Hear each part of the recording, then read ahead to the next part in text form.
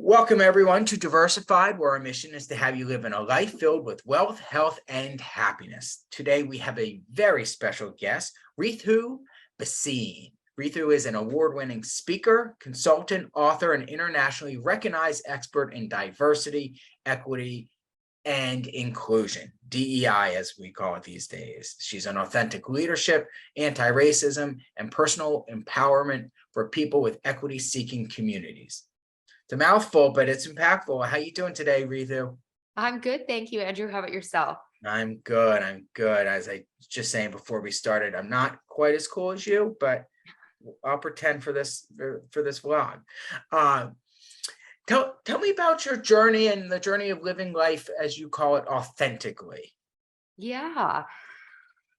Well, I started my journey in Toronto, Canada, which is where I was born and I still now live. You'll hear the Canadian in me based on things I say, like out and about, very Canadian. Sometimes people think I'm from Minnesota and I'm like, no, I'm from Canada. So my parents are immigrants. They immigrated to Canada from India now over 50 years ago. And I have the quintessential immigrant run household immigrant run household story where my parents came to the country with very little money, and they worked really hard to move up the social ladder. And one of the things we growing up had a very working class upbringing. But one of the things that really shifted my life from a very young age, two things: my parents' journey to try to straddle both Canadian culture and Indian culture. That was challenging for them, but also I personally experienced a lot of tension or confusion around who to be culturally growing up. But on top of that, and more importantly, in many respects, when I was around the age of 11, my parents moved us from a very multicultural, diverse, Sure. working class neighborhood in the city to a very affluent, homogeneous, primarily white neighborhood in the suburbs.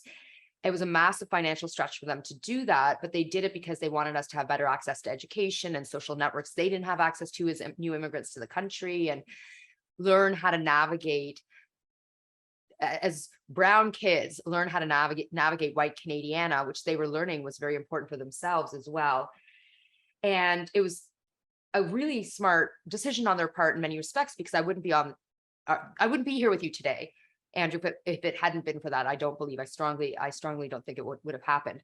Sure. However, the problem was I was relentlessly bullied for years and years, and it was racist childhood bullying in particular, which had a profound impact on my self-esteem, my self-worth. And more importantly, from a very young age, I learned that something was wrong with me and that I should push down who I am and leave behind who I am and play up the "I'm just like you." I ultimately decided to become a lawyer. I joined the most high conforming community profession out there. And I took that spirit of "I'm just like you, all of you. I'm not different. I'm just like you." And as a woman of color, navigating again a very homogeneous profession, that spirit of "don't be you, be like us." I felt it. It wasn't as pronounced as when I was being bullied, but it was still there. Long story short, I was in my early 30s when I realized I was profoundly unhappy. I was really successful. I practiced law, then I transitioned into being on the management team of a big law firm, professionally successful, growing my affluence, but spiritually, personally, extremely unhappy. Right. And that was a turning point for me in my life. And that's when you pivoted to this space. Yes, because I realized that for me, the professional success, the affluence, the resources, the access, they were important. In fact, I'm writing my second book right now. My first book is called The Authenticity Principle. My second book is on belonging. In my book, I'm talking about social power and personal power. So I think that for a lot of us, because of the messages in society, we absorb that social power is really important and we gun for it. And I understand why we do that. But what I have found in my life's journey and doing this work that I'm doing now is that what's even more important than social power, and in fact, I throw out there that there are many problems with social power, but what's way more important is personal power. And personal power is not about our titles and our affluence and what we own and who the people are that are around us entirely. It's about, how do I feel inside of me? Like, what's happening in my heart? What's happening in my soul? How do I feel when I go to sleep at night? What's the quality of my sleep? When I wake up in the morning, how do I feel about my life? And so for me, cultivating personal power has been the ticket to feeling more anchored in my life now. Okay, so go back to the your first book, right? Or this living life authentically. Yes. How does one go about that? Right? Because you're right, because it's two forces against each other. One for all of us, you know, whether you're a white male or an Indian immigrant, it's how do we conform, right? Yeah. Because that has its own path. And the other is, well, we're all, you know, regardless of our race, background, or color, I would think we all have our own authenticity that we want to shine and don't want to mute, right? So how does one go about that? Yeah. So I define authenticity as the consistent practice of choosing to know who we are, to embrace who we are, and to be who we are as much as possible. So let me go back and break that down a little bit. Authenticity is a practice. It's the consistent practice of choosing. So we choose to reveal who we are and put that out there in our interactions with people, whether that's with our clients, whether that's with our beloveds, whether that's with our team members. It's a choice, first of all. Secondly, it's the consistent practice of choosing to know who we are. So if I said to you, to all of you listening and watching today, like, who are you? Like, who is your authentic self? What would you say? For a lot of us, we know the answer, but for some of us, because we become so used to morphing and changing and masking and hiding who we are, we actually don't know who we are. We're lost. And that was my story. I can tell you, I became so used to conforming and changing and hiding. I just didn't know who I was anymore. But if you're going to live an authentic life, you need to know who you are, which means undertaking a whole bunch of self-reflection, healing practices to better understand yourself. I talk a lot about this online. You can check it out. It's also in my book. How do you get to know yourself? Because oftentimes I get asked, okay, like, I don't know who I am actually, Ritu. What you have just said really resonates with me. I don't know who I am. How do I figure it out? Assertive self-inquiry is what I call it. The second piece of being authentic is embracing who you are. So a lot of us, we know who we are, but we rail against our identities. And the reason we do that is because bias and judgment comes our way. So people in society at large, or in our workplaces, or in our homes, like our families, our friends, they judge us for not being rich enough or smart enough or pretty enough or fit enough, or we worry that if I tell you who I really want to love, you'll take your affection away. If I draw boundaries around how you treat me, you'll take your affection away. But if we're going to be who we are, we need to know who we are and embrace it. And then finally, authenticity is about being who you are, which means from minute to minute, moment to moment, we are choosing to reveal of ourselves, even in the face of judgment and bias coming our way. We courageously say, I'm going to feel the fear and do it anyways. Why? Because it feels so good for me to do for myself. Now, the other thing I'll mention is there are negative consequences when we reveal our authenticity at times, because people will take their love and affection away because they don't want us to be who we are. They want us to conform to their expectations. Those are not our people. And so that decision to say, no, I choose not to have you in my life, or I'm going to draw boundaries around our relationship, is really hard. And then the last thing I'll mention here, because I get asked this a lot, Andrew, is, well, what about if your authentic self is really mean and nasty? It's a good point. So who we are, our authentic self, in my book, I talk a lot about this. It's the good, bad, and the ugly of who we are. But when we are our truest reflection of what's at our core, it's the easiest to do. It feels the best. That said, as part of our authenticity, we have choices, right? We're always making choices. That's interesting. I'm going to throw out there that we can choose not to put the bad and ugly of who we are out there. And in fact, there are moments where it serves us, it behooves us to adjust and adapt our behavior and be what I call the adapted self.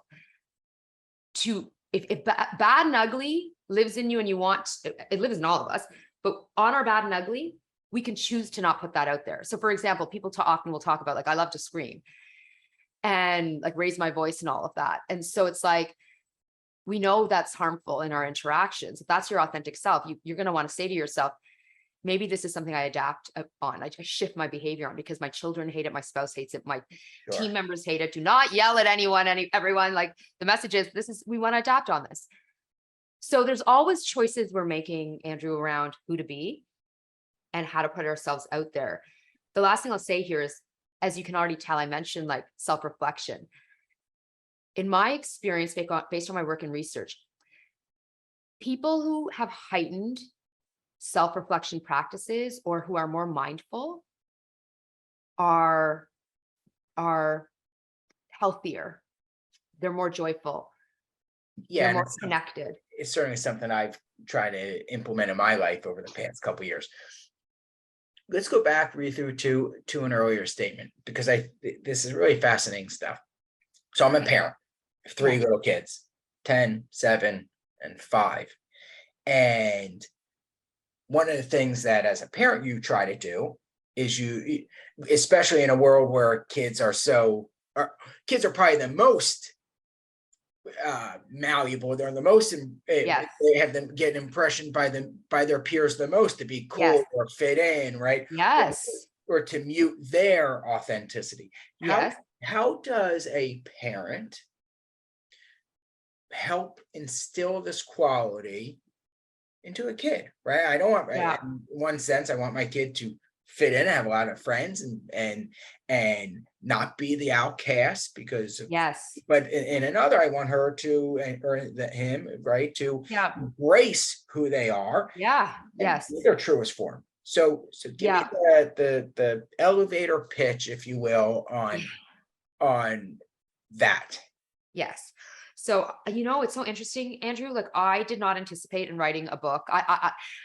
Writing my book, The Authenticity Principle, I thought I'd get a lot of questions on how do I do this in the workplace? How do I do this like in my relationships with my spouse and my friends and with myself?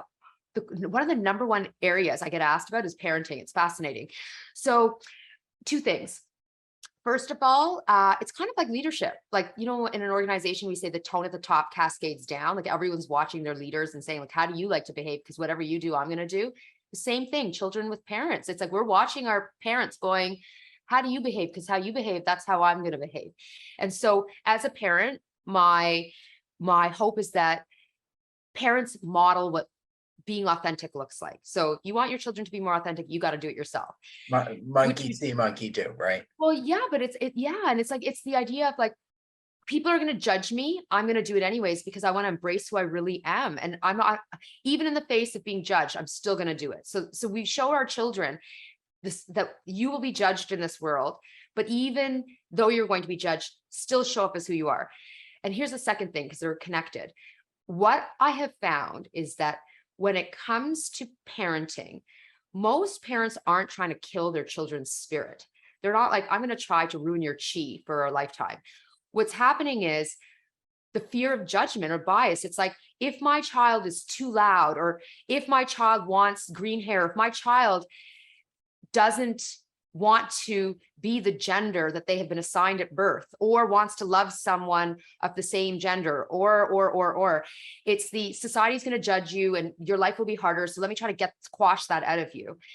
And what I think that what parents are trying to do is protect their children from societal harm, however, and judgment. But what ends up happening is, in doing so, parents end up killing their children's spirit or their authenticity. And so what I would suggest, instead of trying to change your children and be like, you have a problem, you're broken, let me fix you, is to be like, do you be you.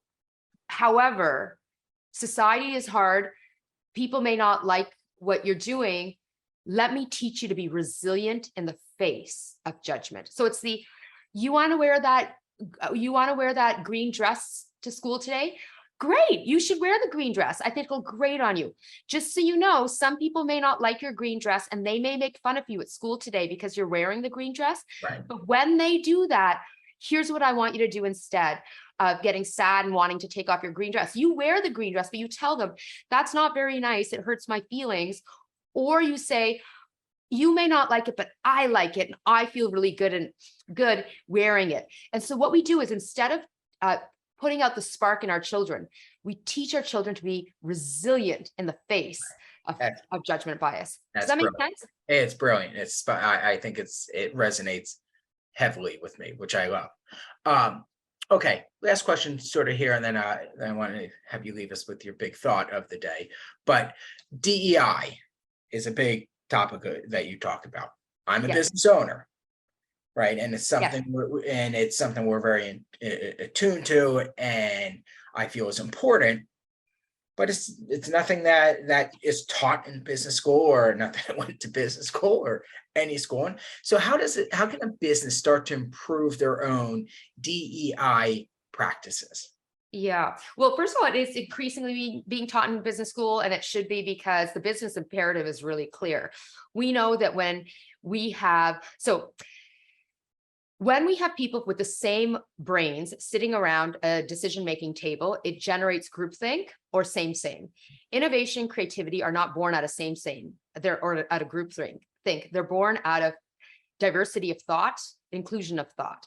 So we want people with different ways of thinking and using their brains, which is impacted directly by identities like gender, age, religion, race, ethnoculture, geographic location, et cetera, et cetera, et cetera, et cetera. We want people who are different to be at the decision-making table, because that's what actually yields innovation and creativity, which is what yields profitability, because we have better offerings to put out there to the world, in addition to it being first and foremost the right thing to do. Diversity, equity, inclusion, it's about humanity. It's about legacy. It's about how do we want to feel at the end of the night about how we've been treating people? Do we want, based on our actions, to know that people feel seen and heard and honored and respected in our presence? Or do we want to go to bed knowing that people literally, as we are about to sleep, are hurting because of things we said and did, or we closed our eyes to? And so for me, it's about humanity. It's about how do I be healthy? How do I create this healthy world for myself and for future generations? Yeah, no, totally. And I love it. Okay.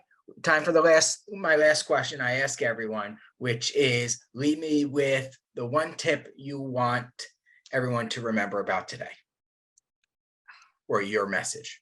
Yeah. Let me share with you the one thing I wish I knew back then that I now know from doing all this work and the way I live my life. And again, if you follow me online, you know that I'm all about this. I for years and years, because of the bullying and taunting and all of that, I held the mistaken belief that if I show you how insecure I am and how flawed I feel and how messed up I sense I am in moments, that if I show you that my imperfections, you'll take your love away. And so I tried to put out this perfect curated image of who I am.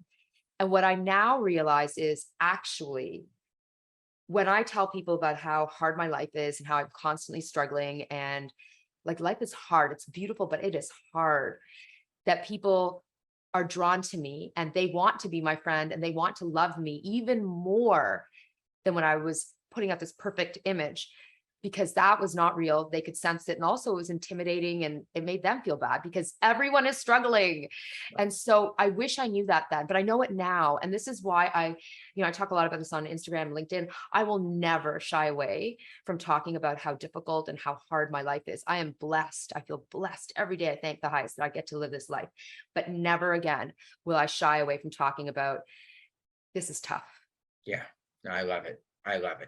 Awesome, Ritu. Thanks so much for joining me today and help get your very important and impactful message out. Tell all our viewers and followers how they can learn more about you, follow you, get your book, or new book coming out, or old book. Plug how people can learn more. Well, best places you can connect in with me on Instagram or LinkedIn. It's just Ritu Bhasin. Also, you can check out my empowerment website, ritubhasin.com. And my book is available at online across all major retailers. That's awesome.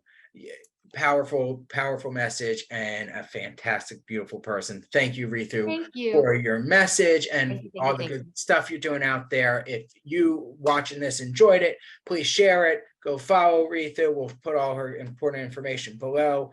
As always, I'm Andrew Rosen. Stay wealthy, stay healthy, and stay happy. Take care.